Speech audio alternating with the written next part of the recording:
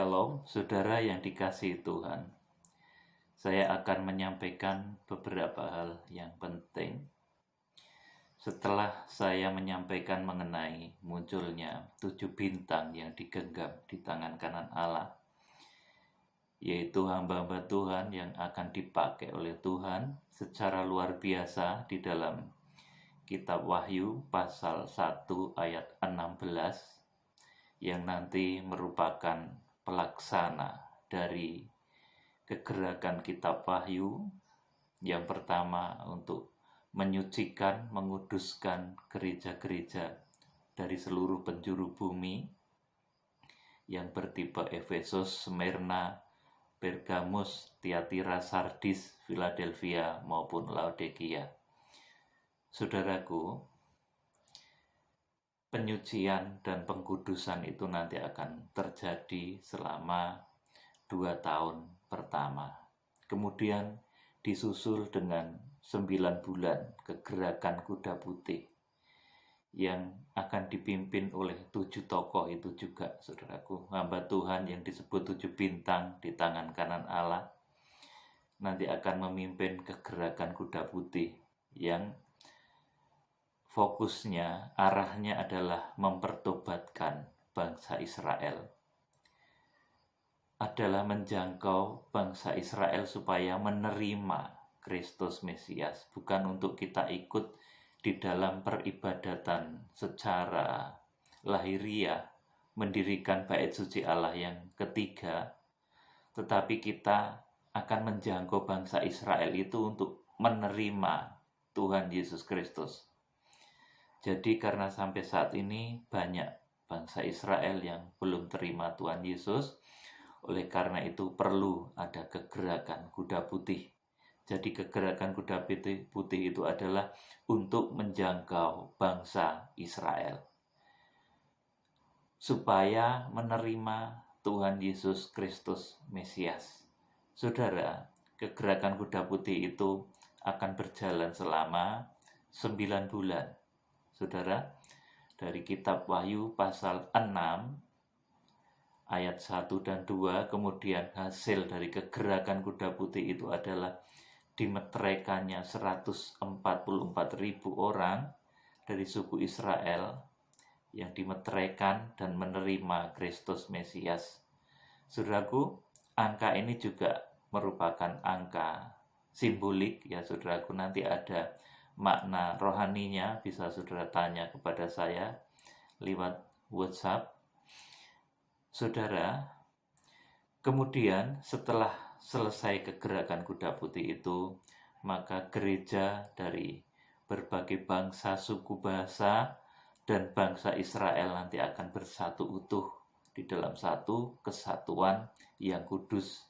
Wahyu pasal 8 ayat 1 menuliskan, karena persatuan itu begitu kudus, maka digambarkan surga sunyi senyap selama setengah jam. Saudaraku, itulah permulaan dari masa kandungan gereja Tuhan, yang lamanya juga adalah 9 bulan. Dan di akhir 9 bulan itu nanti gereja akan berpakaian matahari, bulan, dan bintang. Wahyu pasal 12 ayat 1.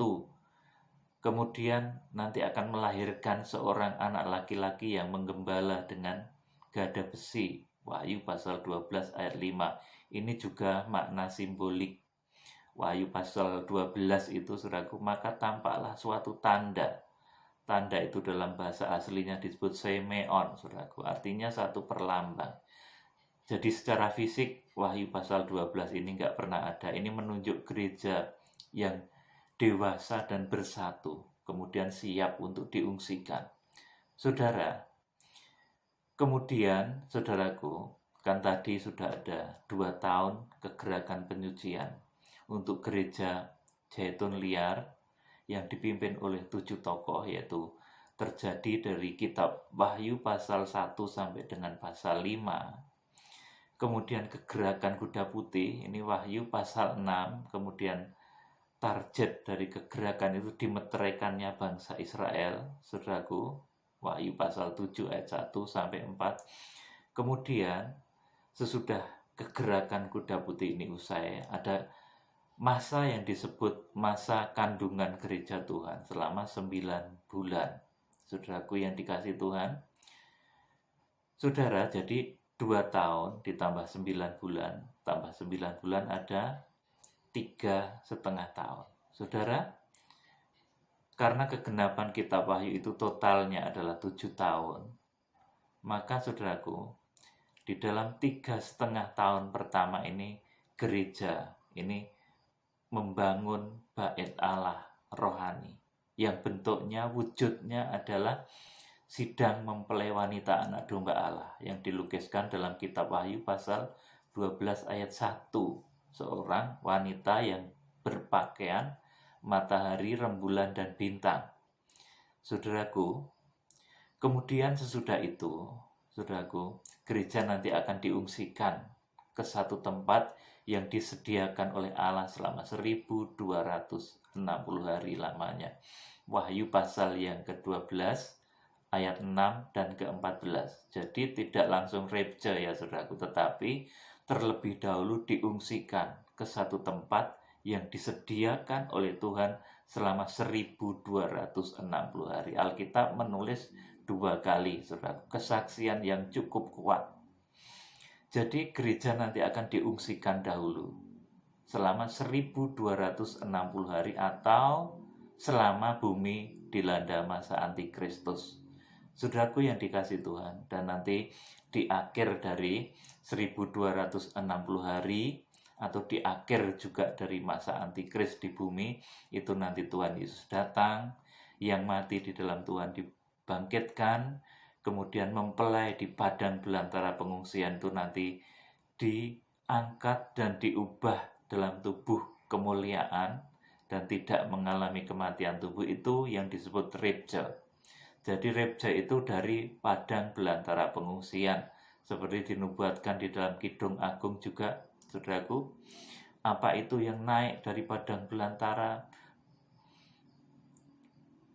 Putih bagaikan asap yang naik tersaput, indah, saudaraku. Jadi sudah digambarkan seperti itu, saudaraku yang dikasih Tuhan. Jadi gereja Tuhan itu akan pertama ini diungsikan di Wahyu pasal 12 ayat yang ke-6 dan ayat yang ke-14. Diungsikan ini bahasanya juga peugo, saudaraku. Artinya itu kekuatan Tuhan yang memindahkan dengan cara yang dahsyat luar biasa.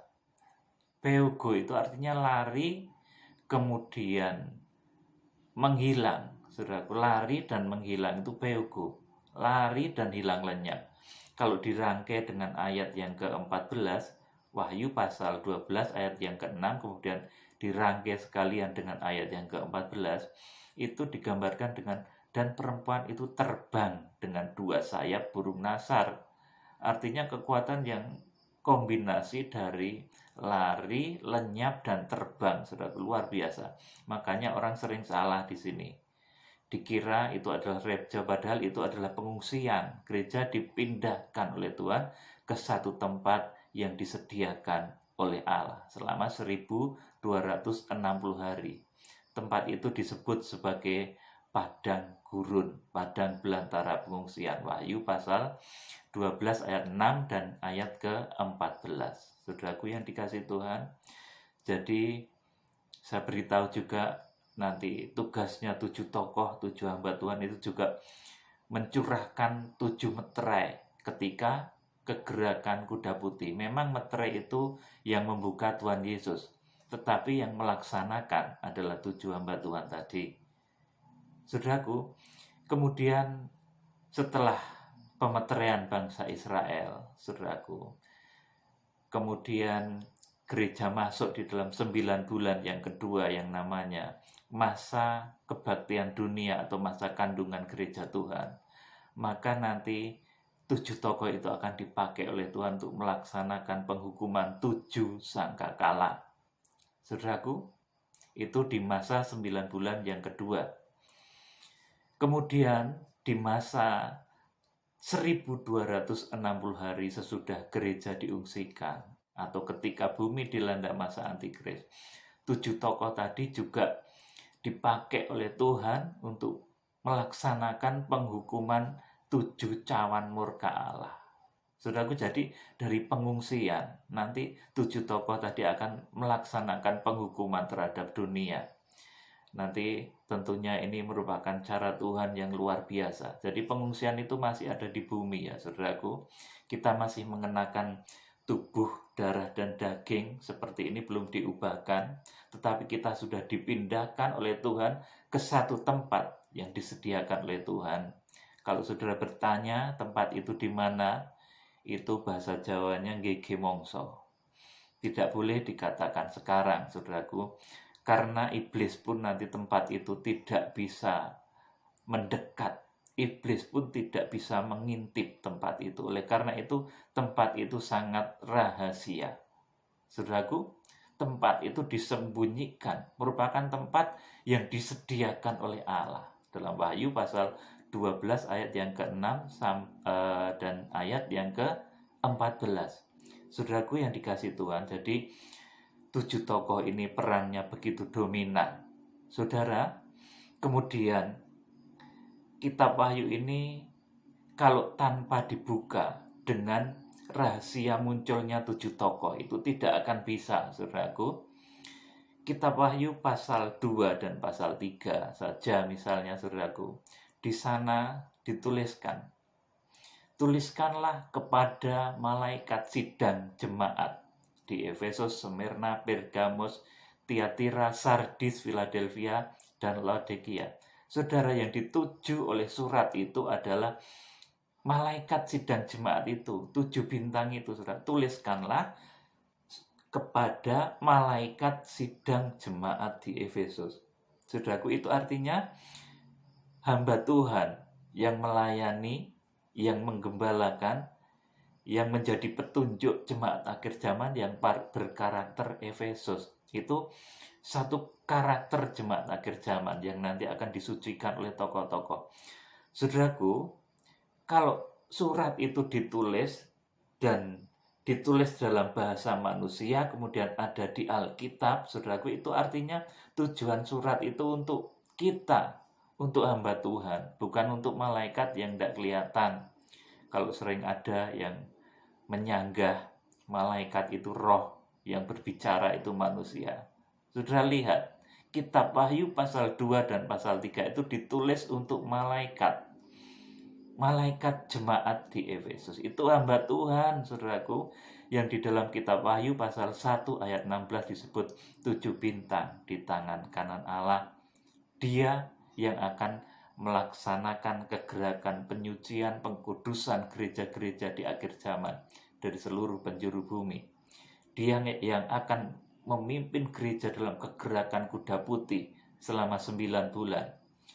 Mereka juga yang akan memimpin gereja di dalam satu kebaktian dunia atau masa kandungan gereja selama 9 bulan. 2 tahun tambah 9 bulan tambah 9 bulan sama dengan 3,5 tahun. Kemudian sesudah itu gereja mengungsi ke padang belantara pengungsian, itu juga nanti lewat aba-aba yang disampaikan oleh ucapan 7 tokoh itu di dalam Wahyu pasal 10 ayat 1 sampai 4. Di sana digambarkan ketika 7 tokoh itu menyuarakan berita pengungsian itu, saudaraku, itu suaranya seperti 7 guruh, saudaraku, halilintar, saudara, karena begitu cepat kegerakan itu, saudaraku, begitu cepat pemberitaan itu nanti akan disampaikan oleh 7 tokoh itu. Saudaraku, bahkan nanti sesudah itu gereja mengungsi, kemudian bumi dilanda masa antikris, saudaraku, sesudah itu nanti, saudaraku, 7 tokoh itu masih dipakai Tuhan juga untuk mencurahkan penghukuman 7 cawan murka Allah ketika di pengungsian. Karena di pengungsian itu kita masih badan seperti ini ya, saudaraku. Kita belum diubahkan dalam tubuh kemuliaan. Kita diubahkan tuh nanti ketika Tuhan Yesus datang.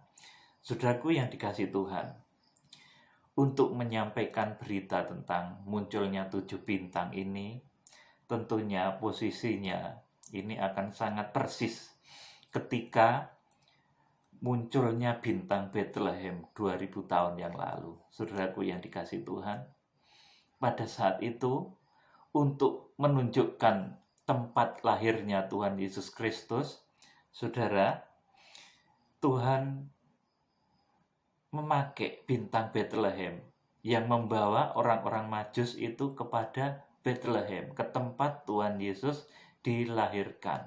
Saudara, saya akan baca Matius pasal 2 ayat 1 dan 2.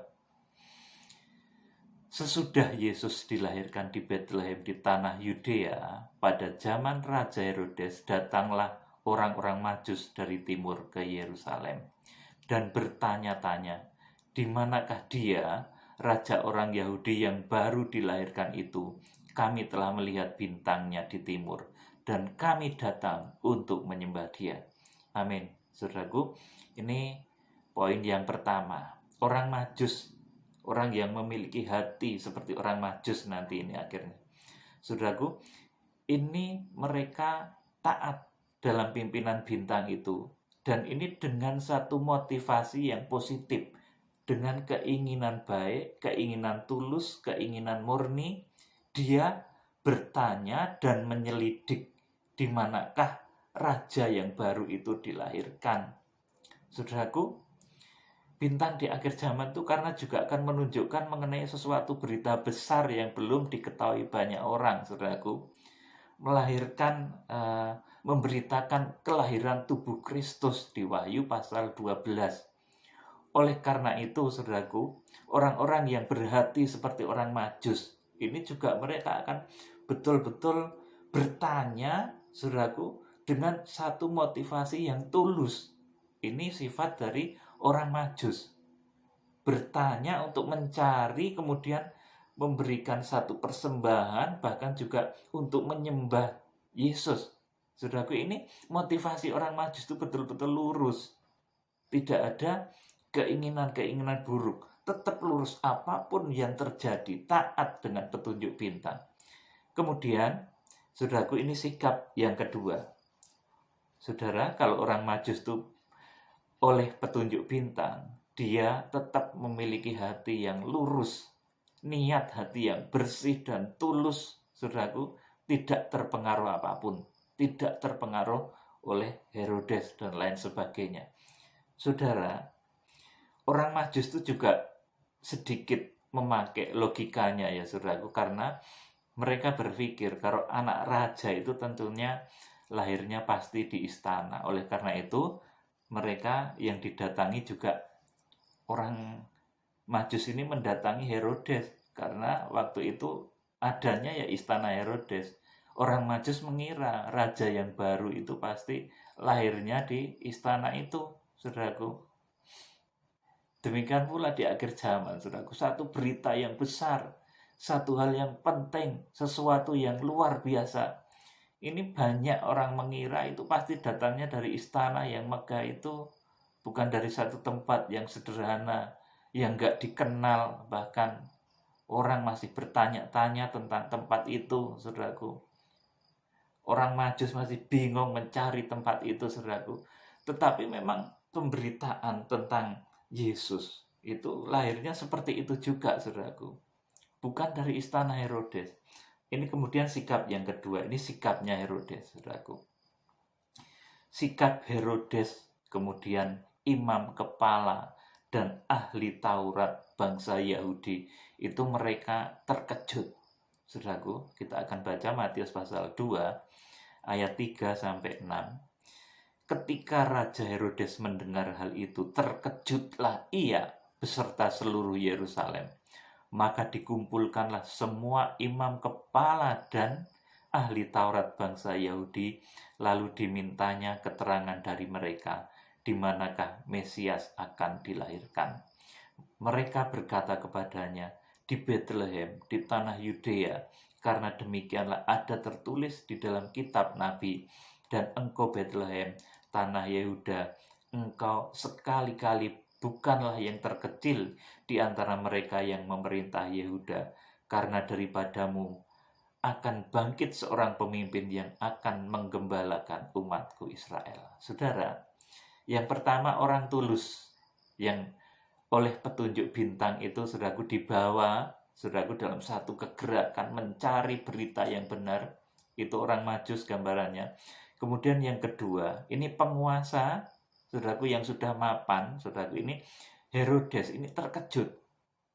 Jelas terkejut, saudaraku, karena yang menjadi raja itu dia, saudaraku. Tetapi kenapa orang Majus ini bertanya, di manakah dia raja orang Yahudi yang baru dilahirkan? Tentu ini Herodes tersinggung, saudaraku. Herodes tersinggung karena yang menjadi raja pada saat itu adalah Herodes, tetapi kenapa orang Majus mencari yang lain? Saudaraku, inilah, saudaraku, sikap yang kedua adalah sikap dari orang-orang yang sudah berkuasa, yang sudah memiliki istana. Saudaraku, ini Tuhan Yesus belum punya istana, saudaraku. Tuhan Yesus belum punya istana, masih berada di Bethlehem, bahkan lahirnya di kandang. Tetapi ketika orang Majus ini datang, ini usia Tuhan Yesus sudah kurang lebih sudah 2 tahun ya, hampir 2 tahun. Tetapi beda dengan ketika para gembala datang. Kalau para gembala datang itu Tuhan Yesus baru lahir, baru keluar dari rahim Maria, saudaraku. Pada saat itu yang datang itu para gembala, saudaraku, dan menjumpai Tuhan Yesus di palungan, di dalam kandang, saudaraku. Itu beda dengan kedatangan orang Majus. Nanti kalau saudara lihat kronologis kejadiannya betul-betul beda. Jadi orang Majus dengan para gembala itu beda ya, saudaraku, datangnya nggak bebarengan. Jadi selama ini ada film yang menggambarkan orang Majus dengan para gembala itu datangnya bebarengan, itu keliru ya, saudaraku. Para gembala itu duluan, kemudian orang Majus itu kira-kira kurang lebih 2 tahun setelah Tuhan Yesus lahir, saudaraku. Kembali pada topik. Jadi sikap yang kedua adalah sikap Herodes, kemudian sikap imam kepala dan ahli Taurat bangsa Yahudi. Mereka terkejut. Mereka menyimpan rasa marah, dendam, dan benci, saudaraku. Karena yang punya istana saat itu mereka, saudaraku, bukan Yesus saat itu. Kemudian yang menguasai bait suci yang megah, yang dahulu dibangun oleh Zerubabel, kemudian direhab oleh Herodes Agung ini, saudaraku. Ini yang menguasai adalah, saudaraku, imam kepala dan ahli-ahli Taurat bangsa Yahudi. Ini yang menguasai istana maupun bait suci itu adalah Herodes dan imam-imam kepala dan ahli Taurat bangsa Yahudi. Jadi mereka, pihak dari Herodes, imam kepala dan ahli Taurat ini, mereka terkejut, heran, kemudian juga menyimpan dendam.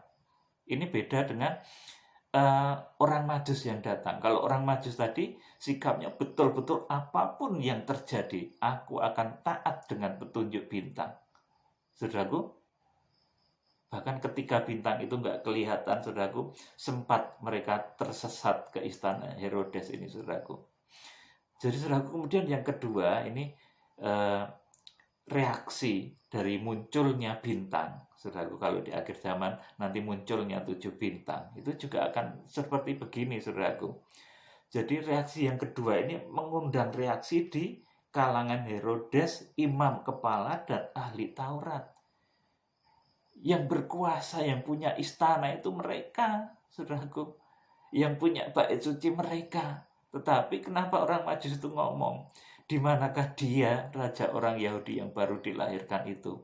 Saudaraku, itu membuat Herodes tersinggung, saudaraku.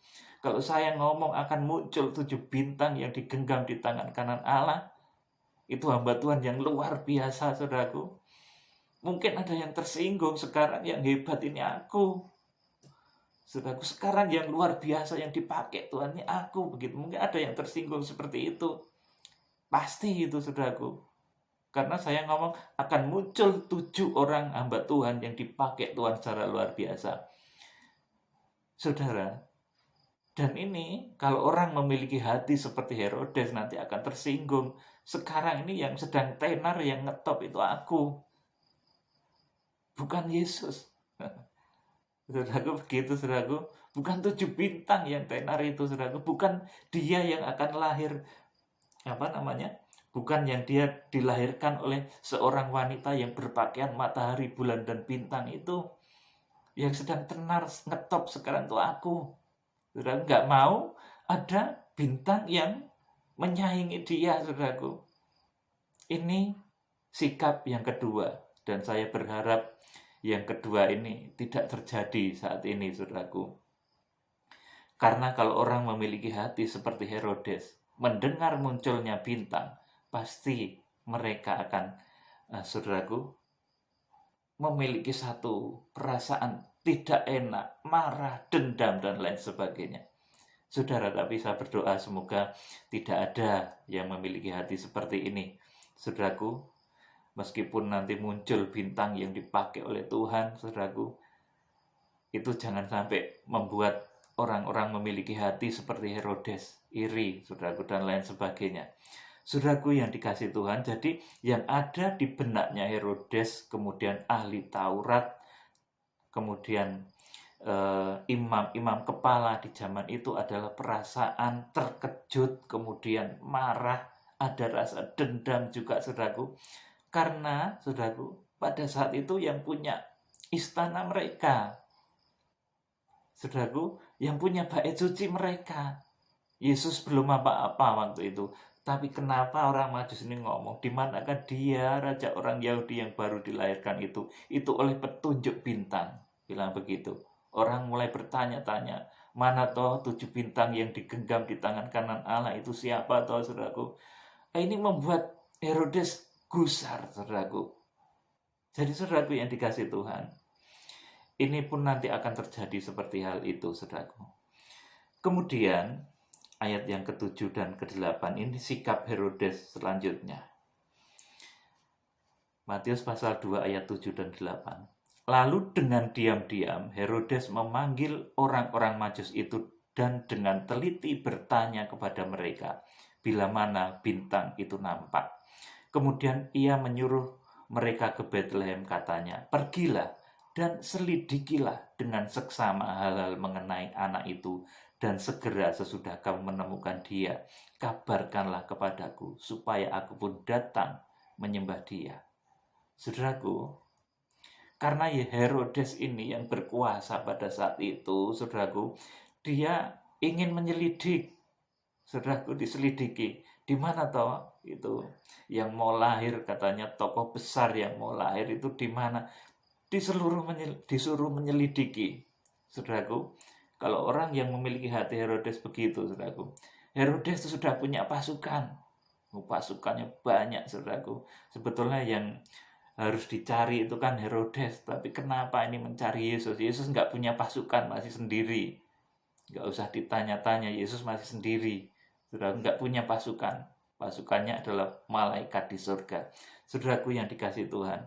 Jadi pada ayat 7 dan 8 ini ada niat buruk dari Herodes, saudaraku, di mana kalau orang Majus itu mencari Yesus dengan niat tulus, ingin datang, ingin tahu firman Tuhan itu, ingin menyembah dia, ingin memberi persembahan. Tetapi kalau Herodes, ini di sana dikatakan, lalu dengan diam-diam Herodes memanggil orang-orang Majus itu, dan dengan teliti banget, saudaraku, teliti. Yesus itu yang dibawa berita oleh bintang itu sudah punya berapa pengikut, saudara, dicek begitu komplit, saudaraku. Itu nanti lahirnya di mana? Beritahu ya aku ya, saudaraku. Pura-puranya begitu. Coba cek sana. Itu Yesus yang katanya mau jadi raja itu sudah punya pengikut berapa kok mau jadi raja? Sudah punya pasukan berapa kok mau jadi raja, saudaraku? Disuruh nyelidik begitu, saudaraku. Ini orang-orang yang, saudaraku, memiliki hati Herodes itu seperti itu. Saudaraku, tidak suka kalau ada kelahiran satu tokoh yang baru, meskipun itu tokoh kebenaran, tidak suka, saudaraku. Ini hati Herodes. Saudaraku, lalu dengan diam-diam Herodes memanggil orang-orang Majus itu dan dengan teliti bertanya kepada mereka, bila mana bintang itu nampak. Kemudian ia menyuruh mereka ke Bethlehem, katanya, pergi dan selidikilah dengan seksama hal-hal mengenai anak itu, dan segera sesudah kamu menemukan dia, kabarkanlah kepadaku, supaya aku pun datang menyembah dia. Amin, saudara. Ini pura-pura. Sebetulnya nanti mau membunuh, saudaraku. Herodes itu pura-pura nanya, Yesus di mana? Sudah punya pengikut berapa kok katanya mau jadi raja? Saudaraku, disuruh selidik, saudaraku. Orang Majus ini, saudaraku, disuruh selidik pengikutnya sudah berapa katanya mau jadi raja. Saudaraku, jadi ini hati Herodes, saudaraku. Jadi dipenuhi dengan iri, dengki, curiga, dan lain sebagainya. Karena yang punya istana waktu itu Herodes, yang punya bait suci waktu itu, yang dibangun, direhab, yang berkuasa juga Herodes, dan ahli kitab dan imam-imam kepala, saudaraku. Yesus malah masih di kandang, saudaraku. Saudara, kalau saudara ingin mendengar berita dari bintang Tuhan, saudara tidak usah telitik-telitik seperti itu. Nanti saudara akan mendapatkan satu petunjuk yang luar biasa dari Tuhan untuk mengarahkan saudara kepada arah kekristenan akhir zaman, yaitu lahirnya tubuh Kristus yang bersatu. Saudara jangan tersesat kepada Herodes. Kalau disuruh seperti orang Majus, delitik-delitik, bahasa Jawanya begitu, saudaraku. Jangan mau, saudaraku, karena nanti niatnya tidak baik. Saudaraku, ayat 9 saya bacakan. Setelah mendengar kata-kata raja itu, berangkatlah mereka, dan lihatlah, bintang yang mereka lihat di timur itu mendahului mereka, hingga tiba dan berhenti di atas tempat di mana anak itu berada. Ayat 10, ketika mereka melihat bintang itu, sangat bersukacitalah mereka. Maka masuklah mereka ke dalam rumah itu dan melihat anak itu bersama Maria, ibunya, lalu sujud menyembah dia. Mereka pun membuka tempat harta bendanya dan mempersembahkan persembahan kepadanya, yaitu emas, kemenyan, dan mur. Dan karena diperingatkan dalam mimpi supaya jangan kembali kepada Herodes, maka pulanglah mereka ke negerinya melalui jalan lain. Amin, saudaraku.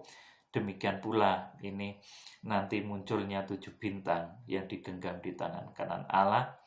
Ini nanti akan membuat terkejut orang-orang yang berhati Herodes, kemudian orang-orang yang berhati Farisi, orang-orang yang berhati bisa dikatakan sebagai imam-imam kepala dan ahli-ahli Taurat bangsa Yahudi, orang-orang yang pakar juga, saudaraku.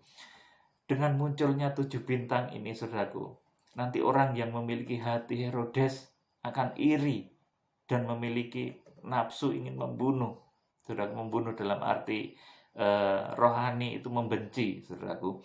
Kemudian, saudaraku, imam kepala dan ahli Taurat juga mereka ada rasa iri dan marah, saudaraku, karena berita tentang 7 bintang. Bintang ini kan tokoh dunia, hamba Tuhan kelas dunia, saudaraku. Padahal yang tenar itu sekarang aku loh. Kenapa kok itu ada orang kecil ngomong mau muncul 7 bintang, saudaraku.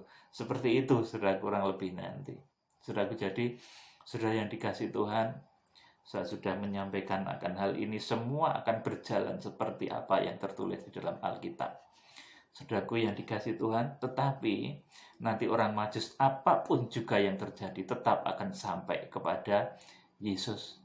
Dan Yesus, apapun yang akan terjadi, tetap akan menjadi besar. Dan bintang itu, apapun yang akan terjadi, tetap akan memberi petunjuk kepada jemaat-jemaat di akhir zaman. Saudaraku yang dikasih Tuhan, jadi pemberitaan tentang 7 bintang yang digenggam di tangan kanan Allah, ini memang nanti akan membuat Herodes terkejut. Ahli-ahli kitab nanti juga menyimpan dendam, saudaraku. Tetapi orang Majus akan tetap maju.